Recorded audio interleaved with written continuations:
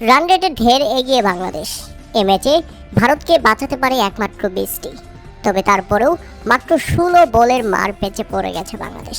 হ্যাঁ দর্শক, একটা ওয়ানডে ম্যাচের রেজাল্ট বের করতে কমপক্ষে 20 ওভার খেলতে হয়, কিন্তু বাংলাদেশ সেখানে দুর্দান্তভাবে এগিয়ে থাকলেও 17 ওভার 2 বল খেলা চলাকালীন বৃষ্টি চলে আসে, যেখানে বাকি আছে আরও 2 ওভার 4 বল।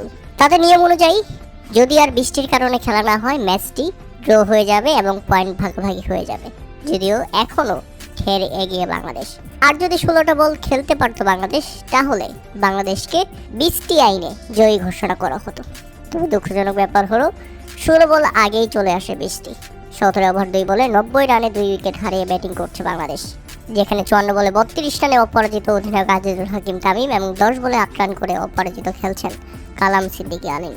এর আগে ভারতের দেওয়া 239 রানের লক্ষ্যে ব্যাটিং করতে নেমে বাংলাদেশের শুরুটা দারুণ হলেও সুবিধা করতে পারেনি জাওয়াদ আবরার। ইনিংসের প্রথম ওভারেই ক্যাচ দিয়ে ফেলেন বাংলাদেশ এই ওপেনার। এরপর রিফাত বেগকে সঙ্গে নিয়ে দারুণ জুটি করেন অধিনায়ক আজিজুল হাকিম তামিম। দুর্দান্ত খেলতে থাকেন রিফাত বেগ। 37 বলে 37 রান করার পর এই ব্যাটসম্যান প্যাভিলিয়নে ফিরে যান। তাতে বাংলাদেশ পাওয়ার প্লে শেষে 12তম ওভারে গিয়ে নিজেদের দ্বিতীয় উইকেট হারায়, তুলে ফেলে 62 রান। এরপর কালাম সিদ্দিকী আলিমকে নিয়ে দারুণ জুটি করেন আজিজুল হাকিম তামিম। 17 ওভার 2 বলের মধ্যেই বাংলাদেশ পৌঁছে যায় 90 রানে। তাই তো বাংলাদেশি ক্রিকেট সমর্থকরা পাচ্ছিল জয়ের সুবাতাস, কিন্তু সেখানে এসে সবার মন নষ্ট করে দেয় প্রকৃতির বৃষ্টি চলে আসে এবং মাঠ ঢাকা হয় কাভারে।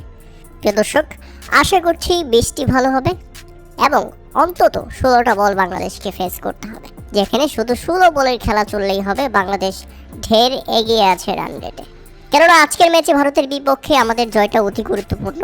ভারতকে জবাব দেওয়ার একটা মোক্ষম সুযোগ আমাদের সামনে।